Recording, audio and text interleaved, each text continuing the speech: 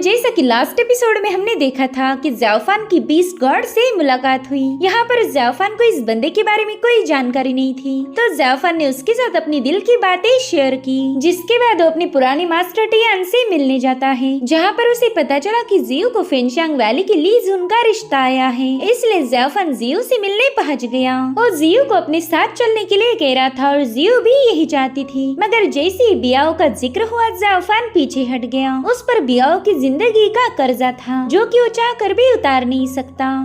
अब आगे तो इस एपिसोड की शुरुआत में हमें वांडू पॉइजन सेक्ट का सीन दिखाया गया, जहाँ पर कई सारे सेक्ट मेंबर परेशान नजर आ रहे थे। वहीं पर किनरयू अपने मास्टर के सामने माथा टेकते हुए उसे रिस्पेक्ट दे रहा था। मास्टर उससे कहते हैं कि मेरी मौत के बाद डीमन किंग सेक्ट हर पॉसिबल कोशिश करके हमारे वांडू पॉइजन सेक्ट को अपने कब्जे में लेगा। उन्हें तो बस एक मौके की तलाश है। दुश्मन नजरें गड़ाए बैठे हैं कि कब मेरी मौत होगी और कब वो तुम सबको खत्म कर हमारे सेक्ट पर कब्जा करेंगे। क्या तुम्हारे पास कोई तरीका है जिसका यूज करके तुम खुद को प्रोटेक्ट कर पाओ? जो सुनते ही किनरयू तुरंत ही अपने मास्टर के पास चला गया। वो उनसे कह रहा था कि जब भी दो पॉइजनस सांपों में जंग होती है तब वही सांप फतेह हासिल कर सकता है जो स्ट्रॉन्ग और पावरफुल हो। अगर हम में से हर एक बंदा बस खुद के बारे में सोचता जाए तो हमारी poison valley demon king sect का शिकार बनने में वक्त नहीं लगेगा। इसलिए मैंने एक काफी बेहतरीन सा प्लान बनाया है जो कि हमारे फ्यूचर में आने वाली मुश्किलों को हमेशा के लिए खत्म कर देगा। मास्टर, मैं आपकी पॉइजन वैली इतनी आसानी से डिस्ट्रॉय नहीं होने दूंगा। जो सुनते मास्टर कहने लगे, मेरे प्यारे डिसाइपल, मैं जानता था तुम काफी ज्यादा स्मार्ट हो। तुम किसी भी कीमत पर हमारे सेक्ट को प्रोटेक्ट करोगे। जिसके बाद उस मास्टर की बॉडी से ग्रीन पॉइजनस ऑरा रिलीज होने लगी। वो कह रही थी कि अब मैं मरने वाला हूँ, लेकिन मरने से पहले मैं ये अनाउंस करता हूँ कि आज से हमारे पॉइजनस वैली का नया लीडर किनरयू होगा। हमारी पॉइजनस वैली को बचाए रखना और अपनी लेगेसी को जिंदा रखना, यही तुम्हारी जिम्मेदारी होगी। तो इस तरह से वांडू पॉइजन सेक्ट, या फिर हम इसे पॉइजनस वैली भी बुला सकते हैं, इसका पुराना लीडर अपना तख्त किनरयू के हवाले कर चुका था, जो कि उनका सबसे प्यारा डिसाइपल है। तो अब किनरयू अपने मास्टर ने दिया हुआ जेड सील सबको दिखाते हुए कहने लगा कि मैं किनरयू ये शपथ लेता हूँ कि आखिरी दम तक हमारे पॉइजनस वैली की रक्षा करूंगा। साथ ही सभी लोगों ने किनरयू को अपना लीडर एक्सेप्ट कर लिया था, क्योंकि वही इस सेक्ट में टॉप टैलेंट माना जाता था। अब सीन शिफ्ट होकर हम ज़ाओफान को देख पाते, जो कि जियो के साथ हुई मुलाकात के बारे में ही सोच रहा था। उसने जियो का दिल तोड़ दिया था और बियाओ की उम्मीद लेकर वहाँ से वापस आ गया। उसे भी जियो से दूर रहना गवारा नहीं, मगर बियाओ के कर्जे ने उसे रोक लिया। अब ज़ाओफान अपने ही ख्यालों में खोया हुआ था कि तभी उसे डीमन किंग का पैगाम मिला। उन्होंने ज़ाओफान को जल्द से जल्द डीमन किंग सेक्ट वापस बुलाया था। साथ ही उन्होंने ज़ाओफान को बताया कि सदर्न कॉन्टिनेंट में तबाही मच चुकी है और अब वो धीरे धीरे करके हमारी तरफ आगे बढ़ रही। जल्दी सभी एंशिएंट डीमंस रिजरेक्ट होने वाले हैं, तो अब इस मुश्किल घड़ी में मुझे तुम्हारी जरूरत पड़ेगी।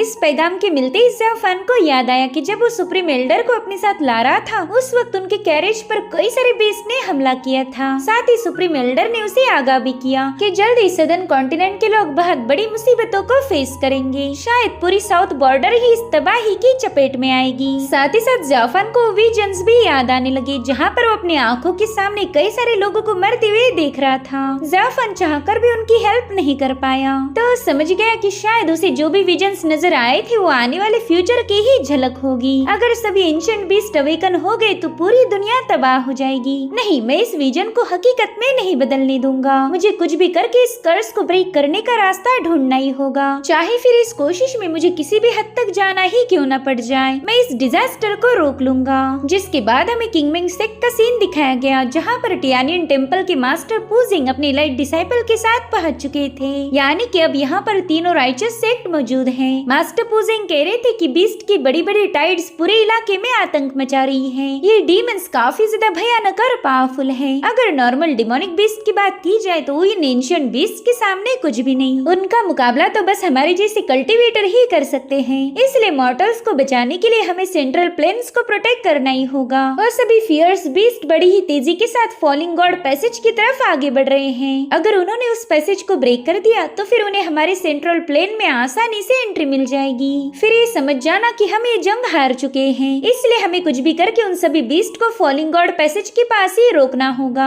वहीं दूसरी तरफ हम डीमन किंग सेक की किंग लॉन्ग को देख पाते हैं, जो कि विच क्लैन के सुप्रीम एल्डर की अस्थियां उनके क्लैन के हवाले कर वापस अपनी सेक्ट की तरफ जा रहे थे। साथ ही उन्होंने अपने रास्ते में आने वाले हर एक बीस्ट को अपने पीछे आने पर मजबूर करवा दिया, ताकि वो जिन क्लैन को महफूज रख पाए। इस तरह से ये लोग सुप्रीम एल्डर के एहसान को थोड़ा सा उतार सकते थे। अब किंग लॉन्ग को बस वहाँ से भागने का मौका चाहिए, और तभी उन्हें फेरी जिन नजर आती है, जो कि बस यहाँ से वहाँ पोर्टल बनाकर डिमोनिक बीस्ट का मुकाबला कर रही थी। जिन अपनी पर्पल ब्लेड से कई सारे बीस्ट को काट चुकी थी कि तभी किंग लॉन्ग उसके पास पहुँच जाते हैं। जिन तो उन्हें वहाँ देखकर काफी ज्यादा सरप्राइज्ड हो गई। वो उनसे पूछती कि अरे सीनियर, आप यहाँ पर क्या कर रहे हो? तो यही सवाल किंग लॉन्ग भी उससे पूछते कि तुम यहाँ पर क्या कर रही हो? तो जिन उनके पास जाकर बताने लगी कि मैं यहाँ से ट्रैवल कर रही थी, और तभी अचानक से कई सारे हाई रैंकिंग वाले डिमोनिक बीस्ट मेरे पीछे लग गए। अभी दोनों जिस रॉक पर खड़े थे वो अचानक से ही ब्रेक होने लगा, जो देखते ये लोग तुरंत ही पीछे हट जाते हैं, और उसी वक्त उनके सामने एक बहुत ही विशाल बीस्ट जमीन को चीरते हुए बाहर आ चुका था।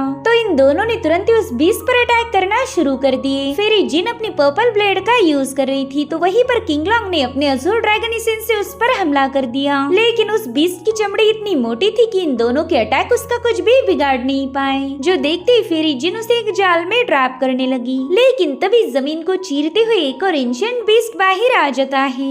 उसने तो आते ही उस ट्रैप हुए बीस्ट को डिवावर करना शुरू कर दिया था, जो देखकर किंग लॉन्ग तो काफी ज्यादा हैरान हो गए। वो कहने लगे कि ये डिमोनिक बीस्ट तो एक दूसरे का ही शिकार कर रहे हैं। साथ ही उन डीमंस की बॉडी से ब्लैक ऑरा रिलीज हो रही थी, जो कि किसी पावरफुल पॉइजन से कम नहीं है। उतने में ही वहाँ पर काफी स्ट्रॉन्ग साउंड वेव्स रिलीज होने लगी, जिसमें से हमें बीस्ट गॉड की आवाज आती है। वो अपने बीस्ट को ऑर्डर दे रहा था कि भले ही तुम एक दूसरे को खत्म करके ऑरा को डिवावर करते हो, मगर अब तुम्हें रुकना होगा। तुम तब तक एक दूसरे का शिकार नहीं करोगे जब तक मैं अपना मिशन पूरा न कर लूं। जैसे ही मेरा टारगेट पूरा हो जाए तुम फिर जो चाहे वो कर सकते हो। किंग लॉन्ग तो उस खतरनाक ऑरा को देखते ही हैरान थे। वो फिर जिन से पूछने लगे कि क्या तुम्हें कोई भी आइडिया है ये बंदा कल्टीवेशन की कौन सी लेवल पर होगा?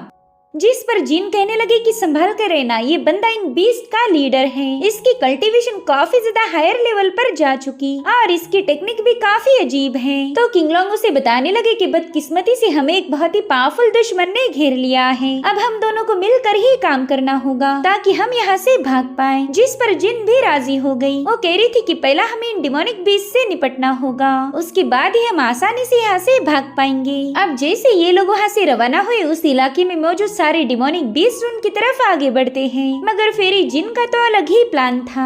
उसने तुरंत ही किंग लॉन्ग को जंजीरों में बांधकर उस पर एक जोरदार लात जड़ दी, जिसके चलते किंग लॉन्ग घायल होकर नीचे की तरफ गिरने लगते हैं। फेरी जिन कह रही थी कि आपका बहुत बहुत शुक्रिया, अगर हमारी दोबारा कभी मुलाकात हुई तो मैं आपको पर्सनली थैंक्स बोलूंगी, मगर फिलहाल के लिए आपको इन बीस्ट को रोकना होगा ताकि मैं यहाँ से भाग पाऊँ। वहीं पर किंग लॉन्ग बुरी तरह से घायल होकर जमीन पर पटक गए थे। तभी बीस्ट गॉड अपनी सिंहासन के साथ उनके सामने आ गया। वो कह रहा था मेरी सोच बिल्कुल सही है, तुम ह्यूमंस हमेशा एक दूसरे को धोखा देते हो, खुद के फायदे के लिए दूसरे को मौत के मुंह में ढकेल देना, ये तुम इंसानों से बेहतर और कोई जान ही नहीं सकता। उस औरत ने तुम्हें धोखा दिया, तुम्हें जरूर से काफी ज्यादा बुरा लगा होगा, साथ ही तुम्हें उस पर गुस्सा भी बहुत आया होगा। तो किंग लॉन्ग जैसे तैसे उठते हुए कहने लगे कि इसमें गलती मेरी थी कि मैंने उस पर भरोसा किया, इसलिए मैं दूसरों को ब्लेम नहीं कर सकता।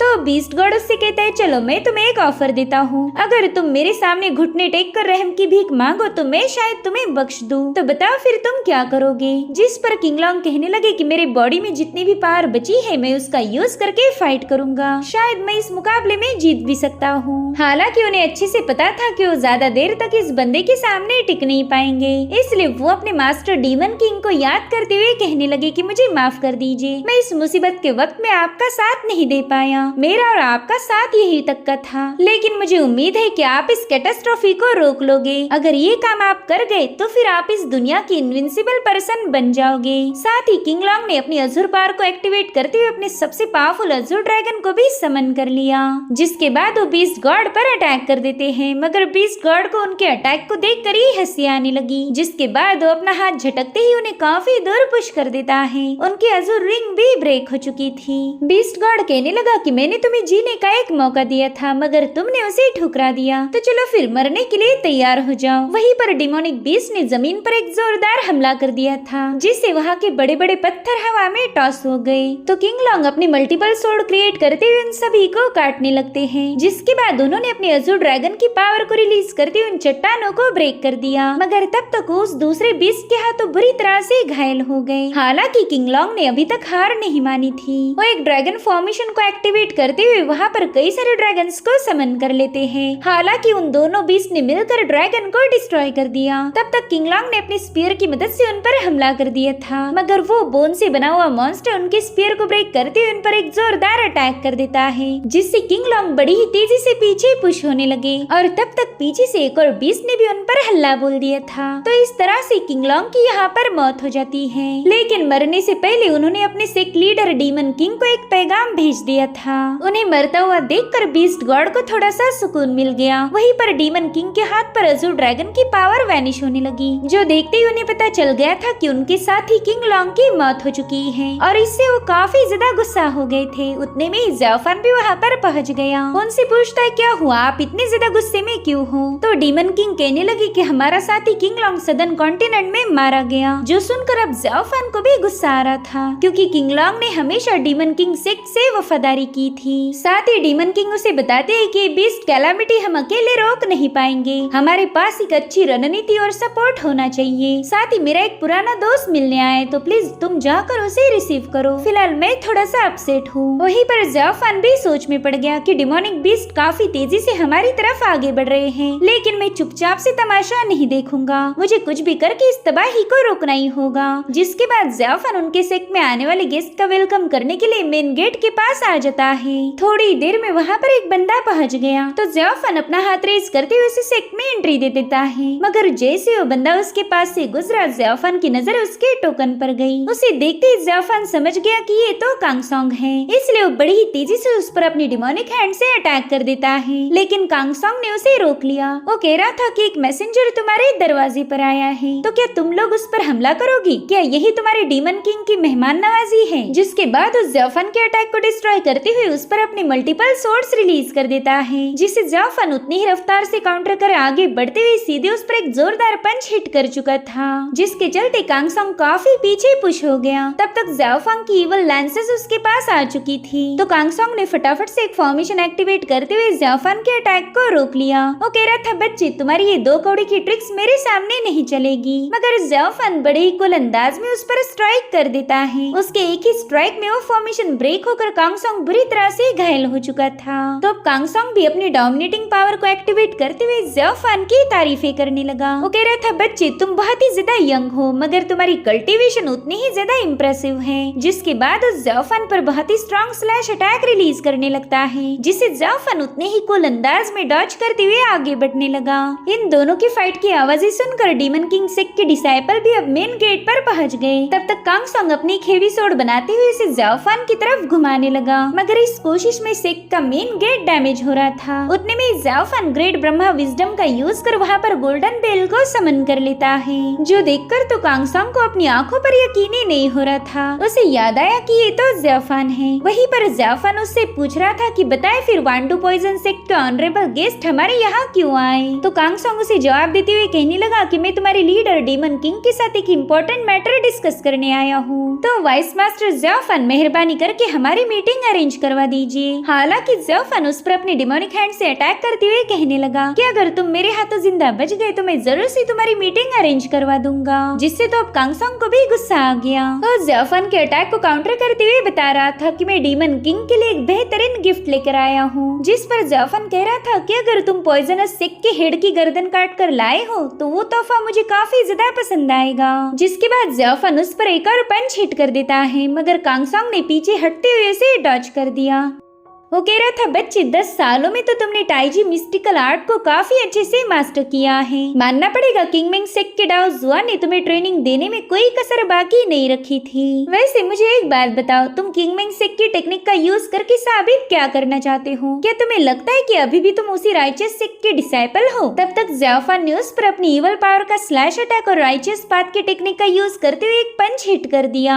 ज़ाओफान उसकी बातों पर जरा भी तवज्जो नहीं दे रहा था, उसे तो बस कांग सॉन्ग कांगसोंग को कूटना है। तब तक जू क्यू भी वहाँ पर पहुँच चुकी थी, मगर कोई भी इन दोनों के दरमियान इंटरफेयर नहीं करता। इधर कांगसोंग ने ज़ाओफान पर अपनी इवल एनर्जी से हमला कर दिया, तो ज़ाओफान अपनी बुद्धिज्म की गोल्डन पाम टेक्निक का यूज करते हुए उसके अटैक को डिफेंड करने लगा। इन दोनों की एनर्जी में एक जबरदस्त क्लैश हुआ था। वहीं पर हम देख पाते कि ज़ाओफान अपनी पूरी ताकत लगाते हुए उसके अटैक को रोक रहा है। साथ ही उसे पता चला कि कांगसोंग ने पॉइजन ब्लड बैनर टेक्निक का यूज किया था, जिसमें कई सारे इवल स्कल्स वहाँ पर फ्लोट होने लगे। कांगसोंग ज़ाओफान को याद दिलाता है कि तुम इसी आर्टिफैक्ट के सामने हार गए थे, तो चलो फिर आज हिस्ट्री को दोबारा से रिपीट करते हैं। मैं जानता हूँ कि तुम इस आर्टिफैक्ट के सामने टिक नहीं सकते। आज मैं तुम्हें खत्म करके तुम्हारे सारे कर्मास को सेटल कर दूंगा। इधर ज़ाओफान ने उन इवल शैडोज से बचने के लिए अपने आसपास एक गोल्डन शील्ड भी क्रिएट कर ली थी, जो देख कांगसोंग सोचने लगा कि इस लड़के ने ड्यूअल कल्टीवेशन को मास्टर किया है। शायद यही बुद्धिज्म और टाओइज्म की पावर होगी, जिसके बाद वो अपना ब्लड सैक्रिफाइस करते हुए अपने अटैक को और ज्यादा ब्रूटल बना देता है।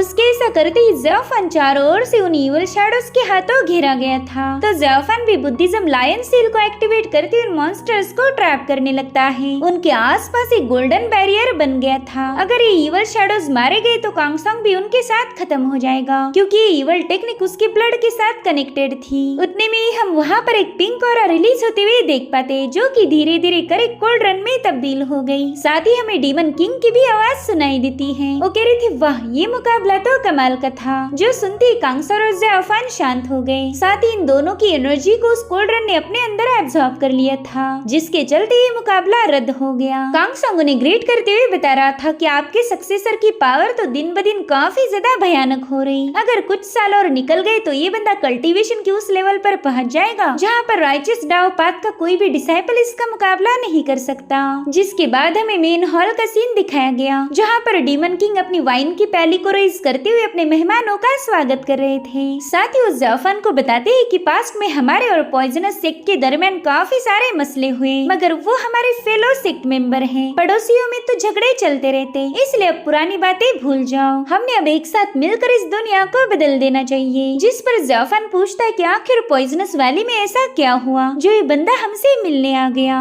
तो डीमन किंग उसे बताते हैं कि पॉइजनस सेक्ट का लीडर मर चुका है। साथ ही किंग लॉन्ग ने भी मरने से पहले मेरे लिए एक संदेशा भेजा था। उसने बताया कि 20 डीमंस इमर्ज हो चुके हैं, दुनिया बहुत बड़े खतरे में है। साथ ही ये डिमोनिक बीस्ट एक दूसरे को डिवावर करते, यानी कि अगर ये एक दूसरे को खाते गए तो हमारे जीतने के थोड़े बहुत चांसेस होंगे। इन बीस्ट का आतंक सेंट्रल प्लेन्स के इलाकों तक पहुंच चुका है। बस कुछ ही दिनों में ये बीस्ट पूरी दुनिया में स्प्रेड हो जाएंगे। एक बार ये किसी सेक्ट को निशाना बनाए, फिर उस सेक्ट का काम तमाम समझ लो। जिस पर कांगसोंग कह रहा था, हाँ आप बिल्कुल ठीक कह रहे हो। हमारे सेक्ट लीडर ने ये बात नोटिस की है। किनरियो को पता है कि वो अकेला इन बीस्ट को रोक नहीं पाएगा। सिर्फ हम ही क्या, बल्कि कोई भी फैक्शन इन्हें अकेले रोक नहीं सकता। इसीलिए किनरियो चाहता है कि हमारी पॉइजनस वैली, आपका डीमन किंग सेक्ट और हेहुआन सेक्ट, हम तीनों मिलकर एक अलायंस फॉर्म कर ले। हम एक साथ मिलकर ही हमारी पॉइजनस वैली के नेचुरल डिफेंस का यूज करते हुए 20 डीमन को रोक सकते हैं। वही दूसरी तरफ किंगमिंग सेक्ट में भी इसी प्लानिंग पर डिस्कशन चल रहा था,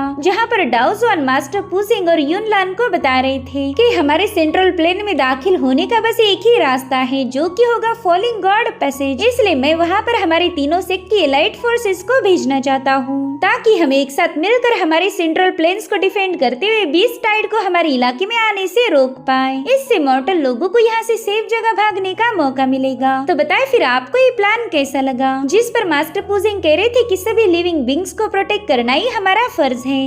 वहीं पर युनलान भी डाओजुआन के प्लान से पूरी तरह से अग्री था। अब हमें मास्टर डाओजुआन की रणनीति बताई जाती है। वो कह रहे थे कि बीस्ट टाइड काफी तेजी से फॉलिंग गॉड पास की तरफ आगे बढ़ रही है, इसलिए फेंगशांग वैली फ्रंट लाइन को गार्ड करेगी। जिस पर पुसिंग बताते हैं कि ये बीस्ट सिर्फ एक ही दिशा से हमला नहीं करेंगे, मेरे ख्याल से ये वहाँ पर चारों ओर से अटैक कर सकते हैं। तो मुझे डर है कि अगर ऐसा हो गया तो फेंगशांग वैली फ्रंट और बैक दोनों साइड से फंस जाएगी। जिस पर डाओजुआन बताते हैं कि हमारे किंगमिंग सेक्टर टियानियन टेम्पल के लोग उन्हें गार्ड कर सकते हैं और बाकी बचे हुए डिसाइपल्स का यूज कर हम वहाँ पर एक ट्रायंगल बना लेंगे।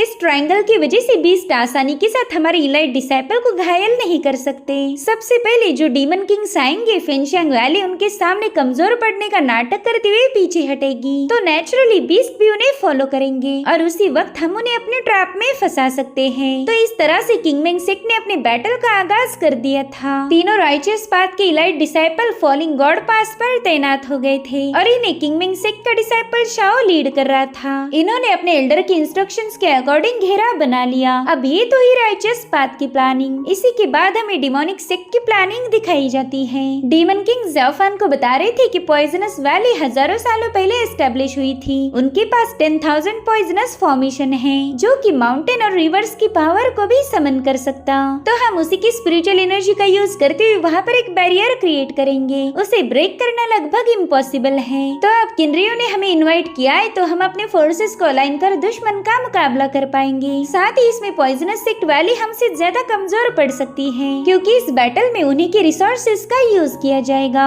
ज़ाओफान अपने डीमन किंग से कह रहा था कि किनरियो काफी स्मार्ट है। मुझे नहीं लगता कि वो बीस्ट को रोकने के लिए अपनी जान की बाजी लगा देगा। पता नहीं मुझे ऐसा फील क्यों हो रहा है कि किनरियो ने अपने कुछ अलग ही प्लान बनाए होंगे और ज़ाओफान का अंदाजा यहाँ पर पूरी तरह से सही था। दरअसल किनरियो इनकी तरफ दोस्ती का हाथ आगे बढ़ाते हुए इन्हें फंसाने की कोशिश में था। तो ज़ाओफान डीमन किंग से कहता है कि अगर वो नौटंकी कर रहा है तो हम भी उसमें उसका पूरा साथ देंगे। अब ये लोग किनरियो के सेक्ट में पहुंच गए थे जहाँ पर किनरियो ने बता रहा था कि आज हमारे तीनों सेक्ट एक साथ मिलकर एक बहुत ही इम्पोर्टेंट मिशन को पूरा करेंगे। हमारी ये कहानी इतिहास में लिखी जाएगी। वैसे मैं जानता हूँ कि डीमन किंग और हेयुआन सेक्ट की लीडर काफी ज्यादा टैलेंटेड है, मगर मैं चाहता हूँ कि हमारी आर्मी को लीड करने की जिम्मेदारी मुझ पर हो और मुझ पर यकीन कीजिए मैं अपनी पूरी ताकत लगाकर इस आर्मी को स्ट्रॉन्ग बनाऊंगा। जिसके बाद वो अपनी वाइन की ग्लास उठाकर चीयर्स करने लगा। वहीं पर हेयुआन सेक्ट की लीडर कह रही थी कि पॉइजनस वैली हमारा सबसे स्ट्रॉन्ग किला है, तो मुझे नहीं लगता कि हम इस मिशन में फेल होंगे।